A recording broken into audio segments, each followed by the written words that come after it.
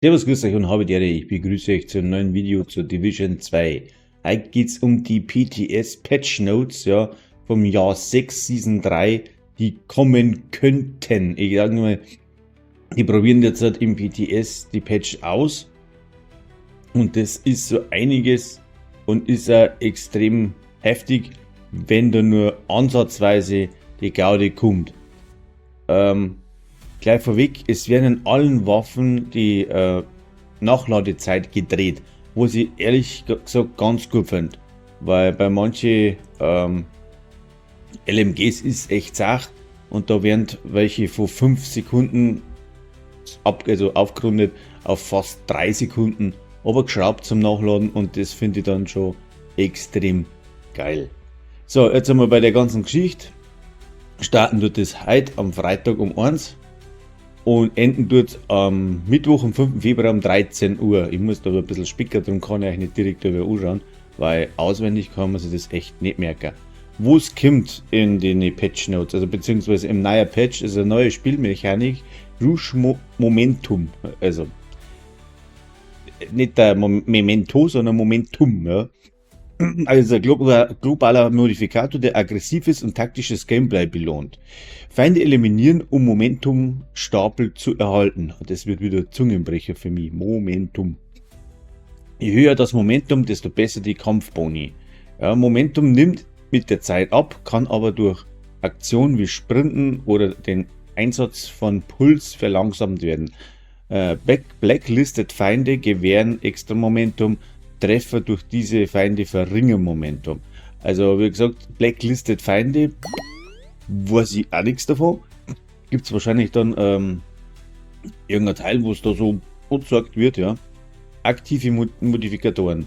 Overdrive maximiert Momentum auf 100%, aber danach 30 Sekunden lang minus 50% Momentum gewinnen. Dann Vendetta. Markierte Feinde müssen eliminiert werden, um Boni zu erhalten. Scheitern reduziert Rüstung und Gesundheit. Tactical Supremes, keine Ahnung. Hat wahrscheinlich mein Übersetzer ein bisschen gesponnen. Doppelte Effekte von Minor-Modifikator, aber kein Momentumgewinn während der Dauer. Dann passive Modifikatoren, Auswahl von 12, maximal 3 gleichzeitig aktiv. Also 12 haben wir, 3 können ausgewählt werden, so wie es gehabt ist.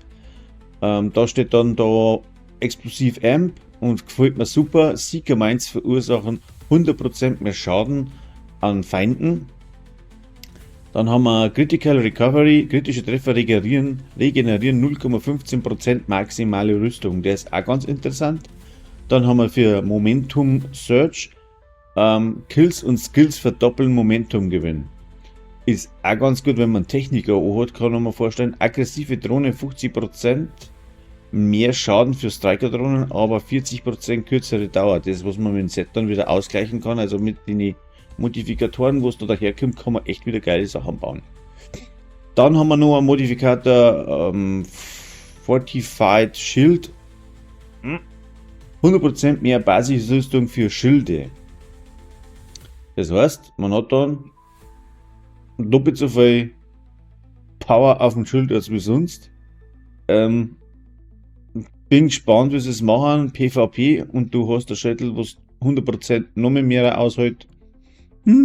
Wird auch interessant. Bin zwar kein sehender Spieler, aber in manchen Situationen ist Schild dann doch eher entscheidend. Feindliche Gegentaktiken gibt es auch eine mehr. Feinde erhalten Frenzy, steht da, was ihre Feuerrate, Bewegungsgeschwindigkeit und Regeneration erhöht. Die Skalierung steigt mit dem Fortschritt in der Season. Super gut. Ja, dann gibt es neue exotische Waffen und Ausrüstungen. Neue exotische Waffen, Oxpecker SMG. Talent Symbiosis, Schild verliert 10% Leben pro Sekunde. 25% durch diese Waffe verursachter Schaden heilt das Schild. Dann gibt es noch die Waffenmods von dem Ding, das sind 15% Kopfschussschaden, 50% optimale Reichweite und 15% kritische Trefferchance. Neue exotische Ausrüstung, exotische Handschuhe, Talent, Smoke Screen. PvE, Rüstungsbruch erzeugt eine Rauchbombe, die 3 Sekunden Unsichtbarkeit gewählt. Cooldown 40 Sekunden. PvP, A-Rüstungsbruch, erzeugt eine Rauchbombe, gewährt 100% Pulsresistenz und versteckt den Namen für 2 Sekunden. 2 Sekunden ist jetzt nicht die Welt. Dann haben wir Birdie's Quick Fix Exotic Backpack. Combat Medic.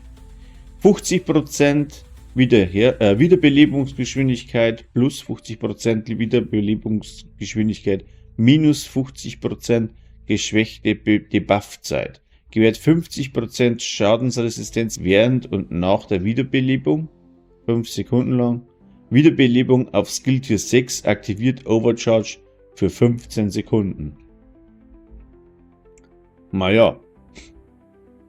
Ob der so gut ist, steht sie außer. Dann haben wir neue Rüstungen, Ausrüstungen, Waffen. Shiny Monkey Gear, Brand Set. Erstes Teil 15% Skilldauer, zweite Teil 5% Skill-Effizienz. Das ist ein Haufen Scheiß. Und 3 Teile 52% Reparaturfähigkeit, das ist nur besser. Dann haben wir die benannten Teile, ist der Rucksack Axel, Perfekt Energie. Nutzung eines Rüstungskits gewährt einen Skilltier bei Skilltier 6 Overcharge. Kniepolster, Grace haben 16% Statuseffekt. Dann haben wir Refaktor, neues Gearset. 2 Teile 15% Status, 3 Teile 25% Skillschaden, 4 Teile Talent, Return to Sender. Haben wir jetzt ein Elvis da drin. Ein Return to Sender. Dann 10% des Schadens durch Skills wird als Heilung zurückgeführt. Verbündete erhalten 20% Heilung basierend auf dem verursachten Skillschaden. Wow. Dann haben wir Brust- und Rucksacktalente. Die Neiern, das sind Increased Interests. Ich mit Englisch, Alter, das ist aber scheiße. Ich hoffe, das stimmt so ungefähr.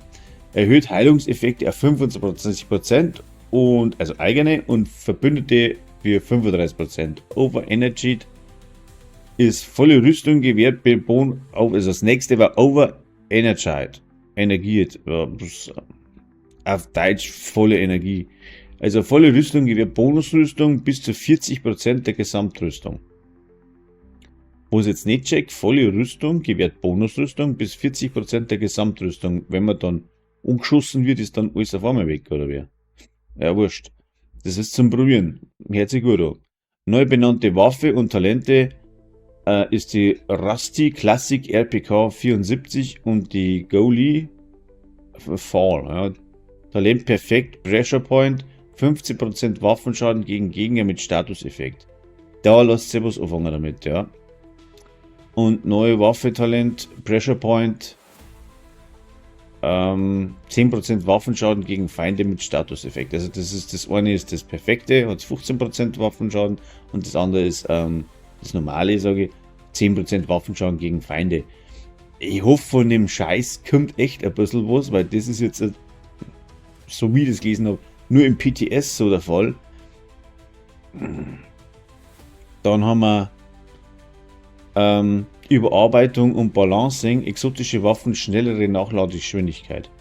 Also da gibt es zum Beispiel Pestilenz, ja, von 5,11 Sekunden auf 4,54 Sekunden.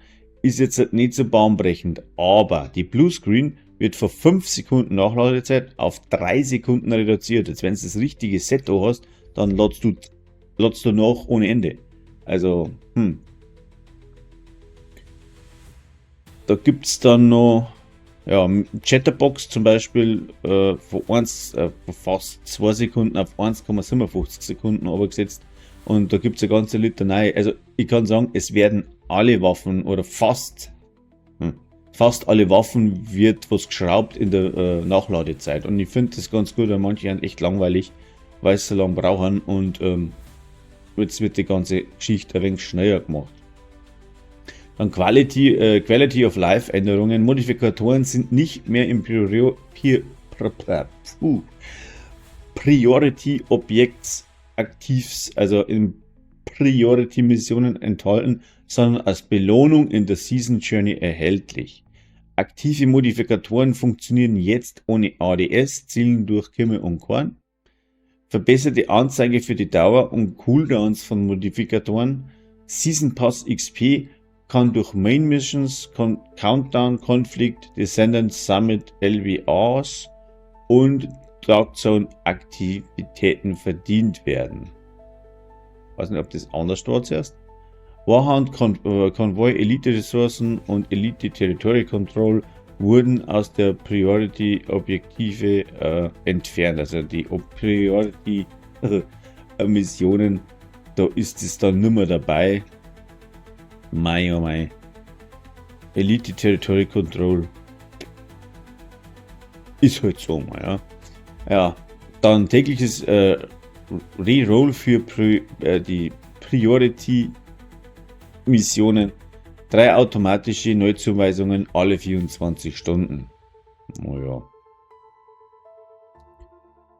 Dann haben wir noch, das ist nur für den PTS Public Test Server. Dann haben wir Adams, ja, das glaube ich interessiert gar nicht so viel, weil das ist ja sowieso nur